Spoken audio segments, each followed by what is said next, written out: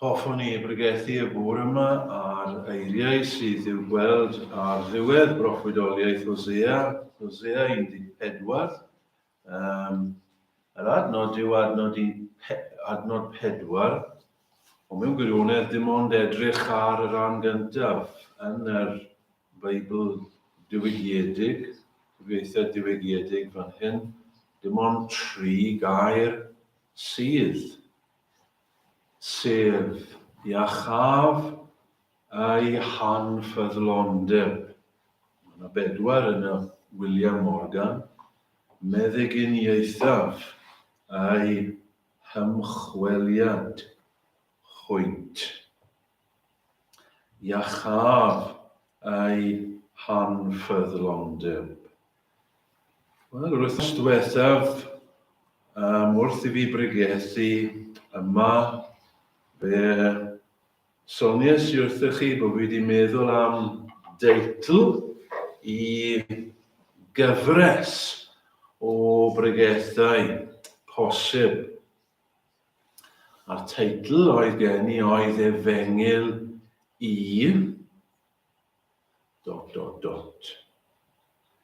Ac yr wythnos diwethaf fe bregethus i bregeth gan roi'r teitl hyn i'r bregeth, Efengyl i einichiaid, neu Efengyl i'r gwrthodedig. Hynny yw Efengyl, newyddion da, i bobl oedd y tu fas, bobl oedd dim croeso iddyn nhw, ac i bobl oedd yn mynd i ddarfod. Ydych chi'n cofio? I enw nhw'n dod i ben, ond roedd Duw yn addo i'r rhaini. Enw a lle. Wel, dyn nhw ddim yn mynd i barhau gyda'r gyfres, wel, hyd y gwn ni, o leia. Ond, dwi wedi bod yn meddwl am un. Mae yna un teitl, un bregeth, wedi bod ar fy meddwl, a fydde'n gallu bod yn rhan o'r gyfres.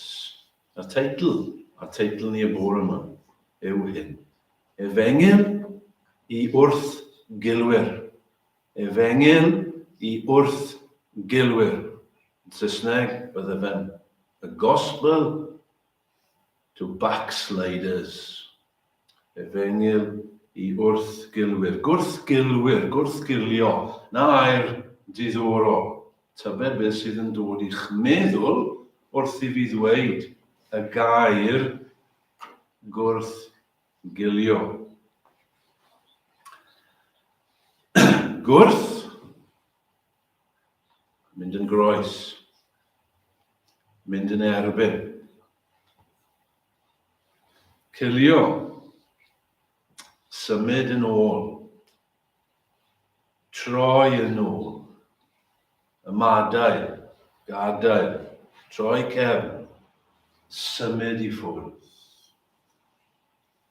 O Dduw, yn dyfe, o'r arglwydd Iesu Grist. Yn yr testun, yn y Beibl cyfieithiad diwygiedig, y gair yw anffyddlondeb. Yr un gair yn Bible.net, mae'n cael ei gyfieithu gwrthgilio.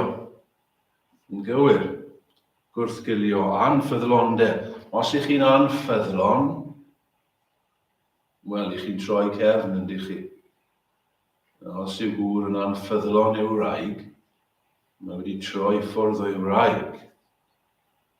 Mae wedi gwrthgilio, dim wedi aros gyda hi. Gair Saesneg fel wedi dweud yw backsliding. Mae'r fersiynau Saesneg fel i chi gwybod, mae lot o fersiynau Saesneg o Beiblau i gael. Is i edrych i weld sut oedd y gair yma anffyddlondeb, gwrthgilio, yn cael ei gyfieithu yn y cyfieithiadau Saesneg. Wel, backsliding yw un. Waywardness yw un arall yn rai o'r fersiynau. Waywardness. apostasy, med rai o'r fersiynau.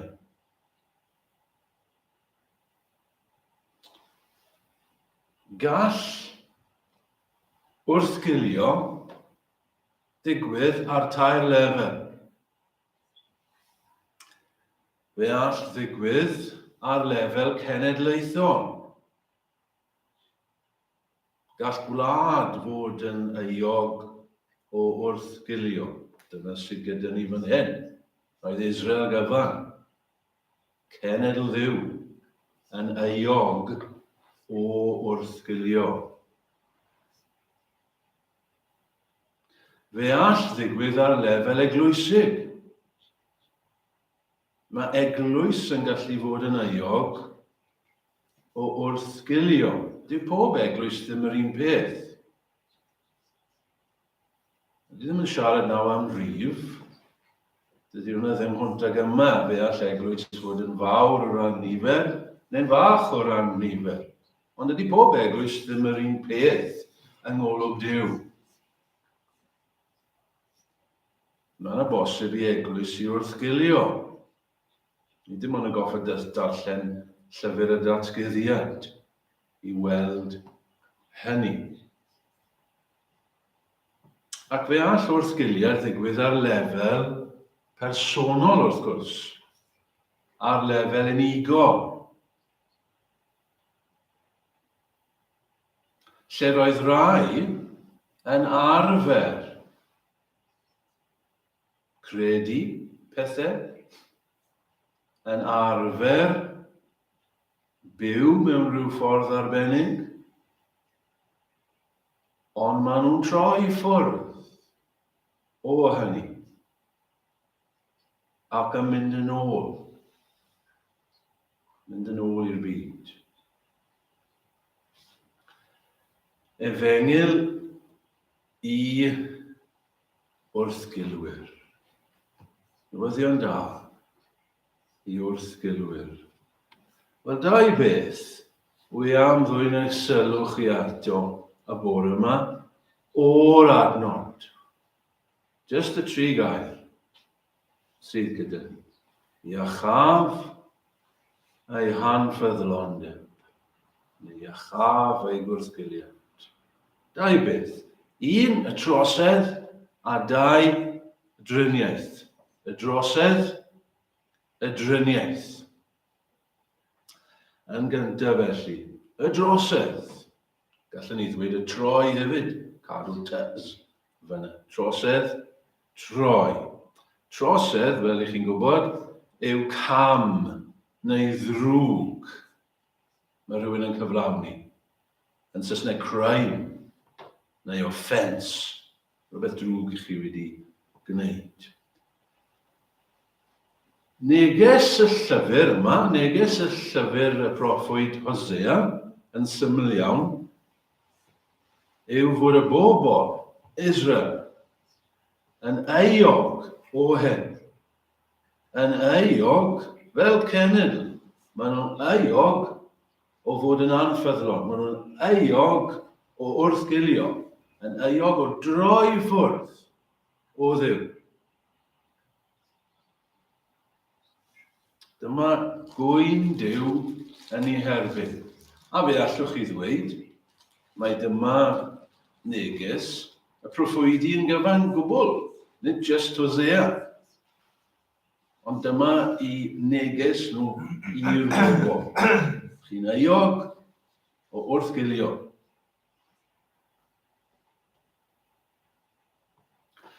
Sut felly mae pobl yn euog o hyn? Sut mae pobl yn euog o wrthgilio? Beth yw'r... Sut mae'n amlygu hi? Tri ffydd o fewn y pen yma, y drosydd. Yn gyntaf,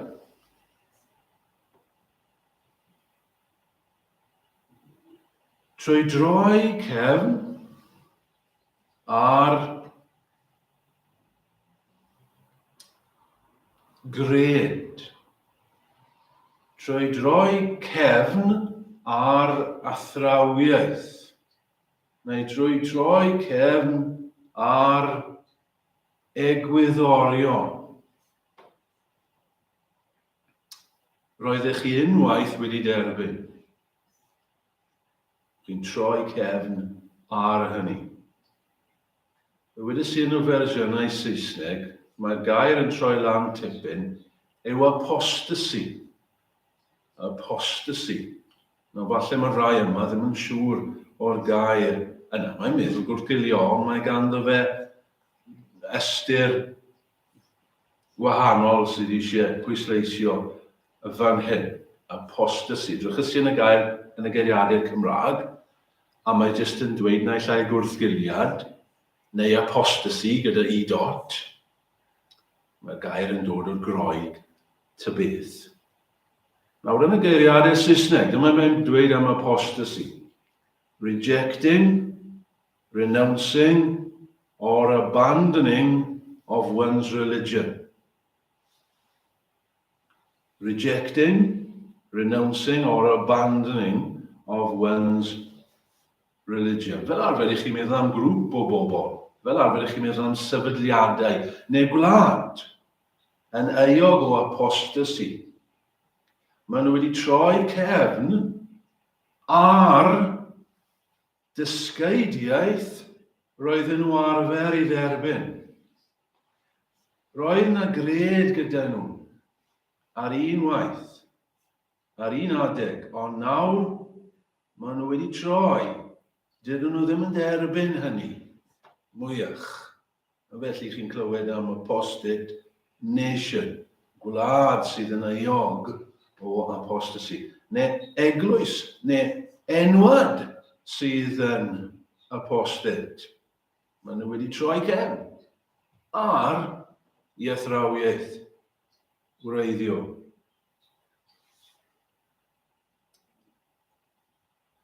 Dwi ddim yn gwybod os ysio beth a chenedl Gristnogol. Bod chi'n clywed hwnna, yndych chi, mae'r wlad yn Gristnogol. Wel, ydy gwlad yn gallu bod yn Gristnogol, allwn ni ddadlau pobl sydd yn Gristnogion, ynddo fe. Pobl sy'n cael ei aileni, ydy gwlad ddim yn gallu cael ei aileni. Felly mewn un ystyr chi ddadlau, ydy gwlad ddim yn gallu bod yn Gristnogol. Ond, i ni'n deall beth mae pobl yn meddwl hefyd. Ac yn yr ystyr hynny, mae gwlad yn gallu bod yn Gristnogol. Pa mae'n derbyn egwyddorion, pa mae'n dilyn ac yn derbyn yn gyffredinol dysgeidiaeth Gristnogol. Nawr, ffrindiau, roedd Prydain a Chymru yn wlad Gristnogol. Mae hwn jyst yn hanes. Yn rhaid i ni dderbyn. Ers canrifoedd, mae Cymru, Prydain wedi bod yn wlad Gristnogol. Dyma oedd wedi siapo ein gwlad ni, Cristnogaeth. Does dim amheuaeth am hynny. Bydde unrhyw hanesydd yn derbyn hynny. Mae ein cyfreithiau ni, neu roedd ein cyfreithiau ni, wedi cael ei seilio oherwydd y ffydd Gristnogol. Roedd gwleidyddiaeth Prydain wedi deillio o egwyddorion Cristnogol, wedi seilio ar y Beibl. Yn bendant ers y diwygiad Protestanaeth. Gallwch chi ddim dadlau yn erbyn hynny. Roedd y wlad yn Gristnogol. Roedd cyfreithiau fel fi'n dweud, roedd y pleidiau politicaidd i gyd wedi ei seilio ar y dechrau o egwyddorion Beiblaidd. Ac y tan yn ddiweddar allan ni ddweud, roedd ein wlad a'r gwledydd hyn yn wledydd Cristnogol. Ond erbyn hyn, ffrindiau, mae'n rhaid i ni ddweud, dydyn ni ddim yn wlad Gristnogol. Rydyn ni'n euog o apostasy, o wrthgilio, o droi cefn ar egwyddorion y Beibl fi unwaith yn sylfaen i ni. Does dim rhaid i fi brofi hynny. Does e, ni dim ond goffod edrych ar pethau fel priodas, a rhywioldeb, a rhywedd. A beth mae'n gwlad yn dysgu nawr am y pethau hyn, sydd yn mynd yn groes i beth mae'r Beibl yn dysgu. Ni wedi troi cefn ar beth roedden ni arfer i dderbyn. Ond allwn ni fynd ymellach na yna, yn yr eglwys, weladwy, mae'r un peth yn wir.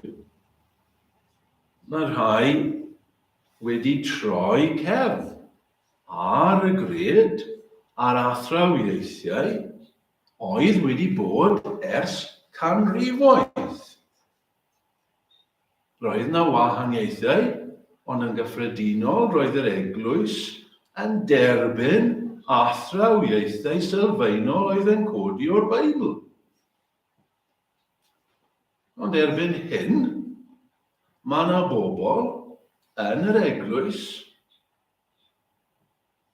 sydd yn dysgu, yn pregethu pethau sydd yn groes i hyn. Maen nhw wedi troi, maen nhw wedi gwrthgilio, maen nhw'n euog o apostasy. Nawr, fydden nhw ddim yn cydnabod hynny, ac i chi'n gwybod, maen nhw'n ddidwyll efalle. Fydden nhw'n mam ddweud rhywbeth fel hyn. Wel, ni dim ond yn symud gyda'r oes. Rydyn ni am ddehongli'r Beibl yn ein hoes ni. Dydy'r pethau hyn ddim yn addas i'n hoes ni. Dydyn ni ddim fod yn ddogmataidd. Dydyn ni ddim fod yn siŵr a bendant ac yn dweud fel hyn mae. Ac felly, dydyn nhw ddim yn dysgu. Mae dim ond un Duw sydd rhywbeth mae'r eglwys wedi derbyn ers canrifoedd, ers y dechrau. Fydden nhw'n dweud wrthyn ni bod yna dduwiau eraill. Fydden nhw ddim yn bodlon sefyll mewn pwlpit a dweud bod y Duw yma yn Dduw sydd yn rheoli pob peth, ac y mae e'n ymyrryd yn ei greadigaeth, ac y mae e'n trefnu pob peth, ac y mae e'n sanctaidd, ac yn lan ac yn bir, ac y mae e wedi datguddio ei hun i ni, unwaith ac am byth yn y Beibl. A bydden nhw ddim yn dweud fod y Beibl yn hollol ddibynadwy. A bydden nhw ddim yn dweud bod Iesu Grist wedi cael ei eni o wirif, bod y geni yn wirthiol. Bydden nhw ddim yn credu mewn gwirthiau. Bydden nhw'n gwadu fod Iesu Grist wedi marw ar y groes yn iawn yn lle'n pechodau ni. O na, ni ddim yn derbyn hynny. Fydden nhw'n gwadu fod e wedi codi o'r bedd ar y trydydd dydd yn gorfforol ac yn llythrenol. Na, dyn ni ddim yn derbyn hynny. Maen nhw yn gwrthgilio, maen nhw wedi troi. Maen nhw'n euog o apostasy. Maen nhw'n cyfeiliorni, fel oedd Iesu Grist yn goffod dysgu Phariseau a'r ysgrifenyddion. Chi'n dysgu pethau hyn i'r bobl, ond chi'n gwneud cam. Surdoes yw beth chi'n cyflwyno. Chi'n mynd yn groes i beth oedd y proffwydi yn dysgu. Oedd y proffwydi yn dysgu hyn, ac chi yn codi'r cofebau yma i'r proffwydi, ond chi gwmws fel eich tadau oedd ni erbyn nhw. A fel hyn mae yn ei gwlad. Gyda rai yn coeddi y pethau hyn. Wedi gwrthgilio.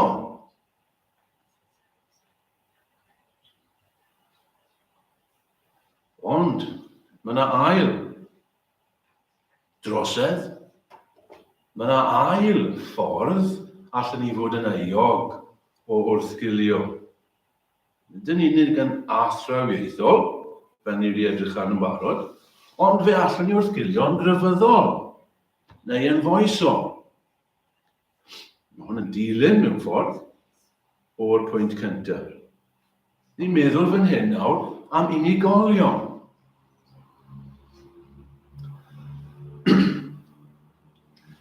Unigolion oedd arfer proffesu ffydd yn Iesu Grist. Unigolion oedd arfer garw ei hun yn Gristnogion. Falle rai oedd wedi cael ei bedyddio, naill ai fel babanod, neu fel rai yn hwyrach yn ei bywyd wrth iddyn nhw proffesu ffydd. Falle rai oedd wedi cael ei magu mewn teuluoedd Gristnogol. Dysgu salmau, dysgu adnodau, yn frwd ar un adeg.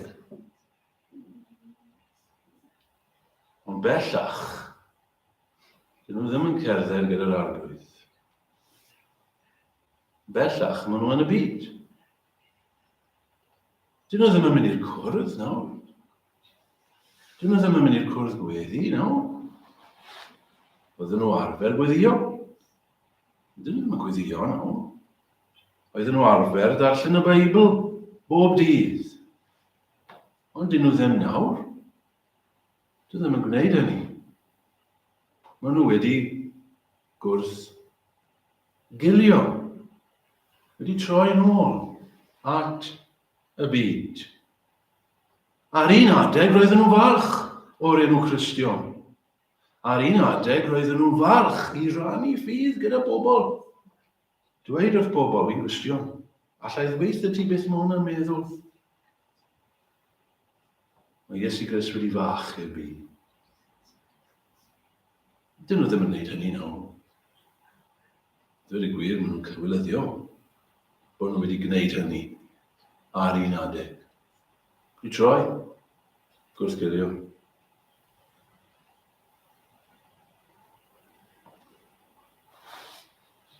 Mae hyn yn y Testament Newydd, wrth gwrs. Dyma dameg yr heiwr yn y fe. Iesu Grist yn rybyddio ni. O fe fydd had yn cwmbo. Ar dir cyregol. A be fydd yn tyfu? Egino rhywfaint. Ond pan bydd yr haul yn cwni? Pan bydd y byd wir yn dod mewn? Bydd nhw'n cyrraedd rhyw oedran. A fe fydd yn crino. Bydd dim sylfaen yna. Bydd dim gwreiddyn yna mewn gwirionedd. A bydd yn dod i ben. Ac fel mae'r draen yna yn signo yr egni mas o'r planhigyn fel bod yn marw, na does dim ffrwyth. Fe fydd yn gwneud i rai o'r Cristnogion honedig yma. Ac ni cael yn dyn ni sôn am ddisgyblion yn gwrando ar Iesu Grist, yn pregethu, yn hapus, ond wedyn ni, maen nhw'n dod i ryw bwynt a maen nhw ddim yn y goel. Wedi gael digon o hyn. Troi cefn. Mynd yn ei ôl nhw. Ac ni'n cael Paul yn gorfod ysgrifennu yn dweud, a Demas am gadawodd hi. Pwy oedd Demas? Oedd Demas yn un o'r rai oedd yn ffyddlon. Oedd Demas yn un o'r rai na oedd yn bor yn gweithio gyda'r apostolion. Ond oedd e wedi gadael Paul ebyn y diwedd. A mynd nôl at y byd. Demas hefyd am gadawodd. Dyna sefyllfa drist, ffrindiau. Does neb yma falle yn dod mewn i'r categori yna. Falle fod rhywun yn gwrando ar-lein, ond does neb yma yn dod mewn i'r categori yna. Ond, dyn ni ddim yn gwybod. Ble byddwn ni? Does neb yn ni'n gallu dweud, wel, dwi'n ddim yn berthnasol i fi. Wel, gobeithio na, ond yr un sydd yn tybied ei fod yn sefyll. Gwyliau, rhag ofn, syrthio. Ond mae yna drydydd ffordd Allwn ni fod yn euog o'r sgilio. A mae'r ffordd yma yn deilwng o'n sylw ni achos mae'n fwy cynnil, yn fwy tawel, yn fwy o'r golwg, yn y galon. A mae'r hadau yma yn gallu fod yn ni gyd. Ac i ni gorfod bod yn ofalus iawn, iawn. Yn gwybod ffrindiau, i ni'n gallu fod i bobl eraill, wel i rai efallai, i rai ni'n gallu twyllo. Roi'r ymddangosiad yn bod ni'n iawn, yn bod ni'n cerdded, yn bod ni ar y llwybr. Ond chi'n gwybod beth ti fewn? Na, ni wedi troi. Ni wedi gwrthgilio yn ein calon. I ni gallu derbyn yr athrawieithau, dyn ni ddim yn euog fel y grŵp cyntaf. I ni gytuno gyda'r pethau hynna. Ond yn ein calon ni, ni wedi troi. Ni wedi mynd yn ôl. Ni ddim fel dylswn ni fod. Ni ddim fel oedden ni ar un adeg. Y pethau ddim yn rawn, dyn ni ddim yn rodio gyda Duw. Dyw gwedd i wyneb ddim arno ni. Dyn ni ddim yn mwynhau bleserau. Dyn ni ddim yn mwynhau gwmni. Dyn ni ddim yn cael pleser mas o'i bethau fe mwyach. O'n i arfer, ond dyn ni ddim nawr. Fel sa ryw oer ni wedi dod drosto ni. Fel sa ryw marweithra wedi dod mewn i ni. Fel sa'r fflam wedi mynd.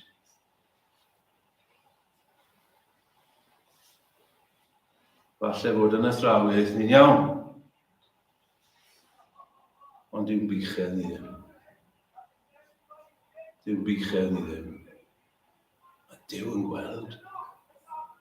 Mae Duw yn gweld y galon. Ni wedi troi, tybed os oes yna rhywun yma bore yma. Oedd ddim yn gwybod. Oedd ddim yn gwybod ble i chi. Chi ddim yn gwybod ble ydw i. Mae Duw yn gwybod. Ond tybed os mae rhywun yma ac i chi wedi troi oddi ar y llwybr. Chi'n cofio Cristion a gobeithiol yn haith y Pereryn. Oedden nhw'n cerdded ar hyd y llwybr. Oedd Efengyl wedi dweud, mae rhaid chi cadw at y llwybr. Beth bynnag sy'n digwydd, cadwch at y llwybr. Sdim ots pa mor anodd yw e. Cadwch at y llwybr. Maen nhw'n cyrraedd y pwynt hyn, lle mae Cristion yn dweud wrth gobeithiol, sgwr, mae'na llwybr arall fan hyn. Bypath Meadow, chi'n cofio? A mae'n dweud, beth am i ni fynd dros fan hyn a jyst cerdded? O, wi ddim yn siŵr meddwl gobeithiol. Ond dyn ymlaen, ti'n gallu gweld y llwybr, byddwn ni'n cerdded. Mae'r llwybr jyst fyna, a byddwn ni'n iawn. Mae'n cytuno, a maen nhw'n croesi. Ac maen nhw'n mynd oddi ar y llwybr. Yndyn nhw? Maen nhw'n mynd oddi ar y llwybr. A cyn hir, maen nhw'n mynd trafferthion. Pam? Maen nhw wedi mynd off y llwybr. A cyn hir, maen nhw yn castell.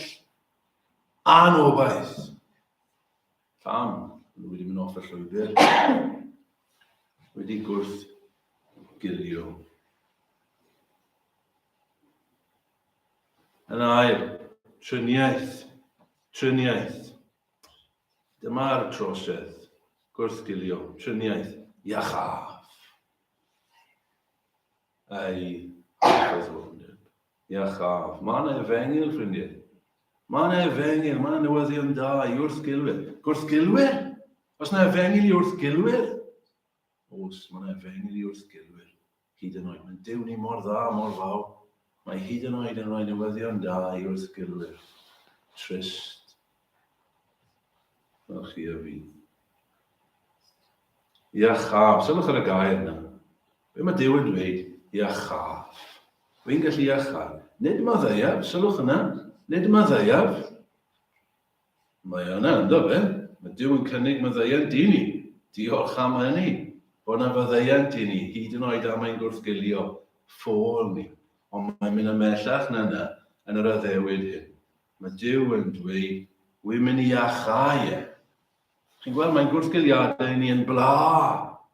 Mae'n gwrthgiliadau ni yn afiechyd.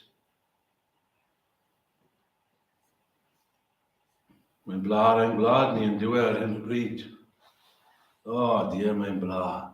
Mae beth mae'n blad ni yn dysgu ar hyn o bryd. Mae'n nonsens i ni'n clywed yn cael ei dysgu'n bobl ifanc y dyddiau yma. Mae'n bla. Mae'n gancr pan niwed i ni'n neud i'n bobl ifanc. Trwy ddysgu yn nonsens a'r celwydd i ni'n dysgu iddyn nhw. Mae'n bla. Mae'n gancr sydd yn lladd yn ein cymdeithas ni. Ond mae Duw yn gallu achau.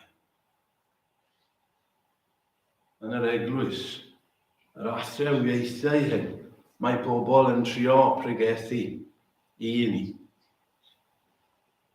Mae'n ffals, mae'n ffug, mae'n cyfeiliorni, mae'n ddrwg, mae'n syrdoes, mae'n gancr. Dy ddim yn achub neb y bobl hyn sydd yn pregethu y bethau hyn, sydd yn groes i'r Beibl. Dy ddim wedi achub neb, a fydd y beth. Mae Duw yn gallu achau nhw hefyd. Ac i wrthgilwyr sydd wedi troi i ffwrdd, yn amlwg oddi wrth yr Efengyl, y bobl hyn o'n i'n disgrifio oedd arfer cerdded gyda Duw. Chi'n gwybod mae Duw yn cynnig newyddion da iddyn nhw hefyd. Eto, falle bod rhywun yn gwrando ar hwn, ac i chi wedi troi o ble oeddech chi blynyddoedd yn ôl. Dyw ddim ar ben, mae Duw yn cynnig i achau eich gwrthgilio chi hefyd. Neu os ydyn ni yma a wedi gwrthgilio yn raddol fel o'n i'n disgrifio yn y galon, chi'n gwybod. Dydy pethau ddim fel o'n nhw. Mae'r newyddion da, dyw ddim ar ben. Dyw ddim yn dweud fel bydden ni'n dweud, wel na fe, ti wedi cael y siawns. Iddo'r gwir, ti wedi cael lot o chances. Ydw ti wedi cael lot o chances? Ydw arglwydd. Wel na fe, oedd ddim yn rhoi mwy. Na, dyw e ddim fel na. Mae e'n feddyg. Da. Os mae e wedi ein llethu ni. Os i ni yn cysgu. Os ydyn ni'n farw, mae e'n gallu yn iachau. Mae'n olygfa yn Lord of the Rings, fi ddim yn cofio pa un. Rwy'n yn sôn am Lord of the Rings yn ddiweddar nhw dde. Mae'n olygfa yn un o'r ffilms. A wy'n hoffi yr olygfa yma, lle mae Gandalf yn dod mewn i lys y brenin yma. Theoden yw enw'r brenin. Y brenin yna wedi cael ei ddylanwadu gan y dewin drwg Saruman. Mae'n eistedd fyna ar ei orsedd fainc ac mae dan yr hyd yma ac mae'n hen a mae ddim yn gallu symud a mae'r dyn wrth i ochr yn dylanwadu arno fe. A mae Gandalf yn dod mewn i'r llys gyda'i ffrindiau. Ac mae yna i achau chi'n cofio, a mae e'n tynnu i ffon mas, y staff yma, ac yn pwyntio fe at y brenin yma i dan yr hyd ofnadw y dewin drwg. A mae'n dweud y geiriau hyn wrth y brenin. Too long have you sat in the shadows. Too long have you sat in the shadows. A wedyn mae'n gwneud i hyd a lledrith am y brenin yn dechrau dod mas o'r trwmgwsg a'r cyflwr ofnadw hyn. Mae wedi bod yn dda, mae'n edrych yn ifanc eto. Wel, stori yw hynny, ond mae'n wir hynny. Too long have you sat in the shadows. Falle bod Duw yn dweud wrth rhain chi yma, y bore yma. Too long have you sat in the shadows. Dewch mas o'r cysgodion. Pidwch gadael i'r marweithdra eich difa chi. Mae Iesu Grist, Gandalf, just yn ffug yn dydi e. Ond mae Iesu Grist yn feddyg. Ys ddim eisiau rhyw staff arno fe. Mae'n gallu achau gyda'i air e. Oedd e'n gallu achau lleng. Just drwy dweud y gair. Oedd e'n gallu achau gwahanglwydd. Just drwy dweud y gair. Morgan Rhys, ych chi disgwyl I fi ddyfynu rhywbryd nhw chi. Dewch, hen wrthgilwyr trist, at Iesu Grist yn ôl. Mae freichiau nawr ar led, fe'ch derbyn yn ei gôl. Dyna'n hyfryd. Dewch hen wrthgilwyr trist. Ie, trist. Trist I chi, a trist fyddwch chi, os ych chi'n gwrthgilio. Trist fydd Cymru, tra bod ni'n pregethu y pethau hyn sydd yn groes i'r Beibl. Trist fydd y pregethwyr a'r bobl clyfar yma, sydd am gyhoeddi rhyw bethau newydd nonsens I. Trist fydden nhw. Trist fyddwch chi hefyd os ych chi'n gwrthgilio. Trist fyddwch chi os ych chi'n gwrthgilio yn amlwg neu yn gynnil yn eich calon. Trist fyddwch chi. Ond mae Iesu Grist yn feddyg. Da. Y meddyg mad yn dyfa. Fe sydd yn gallu dod a dail y bywiol bren I ni, gyda gêm a balm o gilead i'n iachau ni. Dyma geidwad, medd Morgan Rhys ar y dechrau, dyma geidwad i'r colledig. Meddyg i'r gwewedig rai. Dyma un sy'n cael I maddau I bechaduriaid mawr a'i bai. Beth sydd rhaid I ni wneud cyn I orffen? Sut dyn ni'n cael hyn? Sut dyn ni'n cael ei iachad? Dyna'r gwestiwn yn dyfa. Wy wedi gwrthgilio. Sut allai gael fy iachau? Mae'n syml.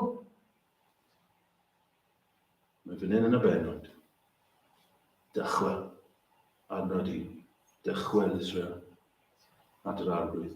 I ni, os I ni'n gwrthgilio, ni wedi mynd I ffwrdd. Beth yw'r gair I ni? Dychwel. Tro nhw. Tro nhw. Dyna'r ateb I ni. Dychwel. Sut dyn ni'n troi nôl? Dyn ni'n troi nôl gan gymryd geiriau gyda ni. Adnod 2, cymerwch eiriau gyda chwi. Chi'n mynd adre, chi'n mynd i'ch ystafell, chi'n cael y drws, chi'n mynd ar eich gliniau. Chi ddim wedi bod ar y gliniau ysbel. Ewch ar eich gliniau ac I chi'n galw arno fe. Chi'n mynd â geiriau gyda chi ac I chi'n dweud beth? Maddau arglwydd. Maddau. Too long have I sat in the shadows. Maddau. Cymer I ffwrdd hyn. Ni all ysyria ei achub ni. Be sydd I mi mwy o melwyf ag ei linod gwael y llaw. Beth yw fe linod I fi arglwydd? Beth I nhw? Wy'n ffwr. Alla ei linod ddim fach I fi. Just dweud y gair. Felly di. Neu dwi'n iach. Ydych chi'n drist y bore yma? Ydych chi'n drist? Ydych chi yn y shadows? Trwch. Dychwelwch. Falle chi beth wedi troi. Falle chi'n dweud, wel, dwi ddim yn gwrthgilio. Achos fi beth wedi bod. Wel, ti'n iawn. Ti beth wedi bod. Felly der. Der y bore yma am y tro cyntaf. Ceisiwch yr arglwydd. Ceisiwch yr iachad yma sydd ganddo fe. Iachad oddi wrth ei ogrwydd. Iachad o ornau'r bedd. Ni agwdaf ac a af ati fy nhad. Ac a ddwedaf wrtho. Yn had pechau sy'n erbyn yn eich. Ac wrth blaen dithau. Ac nid oedd deilwng i'n galw yn fab I ti. Na fi fel un wrth weision. Cyflog. A bydd Duw yn dod ar wisg. Bydd Duw yn rhoi'r ffordrwydd. Bydd Duw yn eich cyfleidio chi. Iachaf ei hanffyddlondeb. Amen. Fe ganon ni felly emyn Morgan Rhys.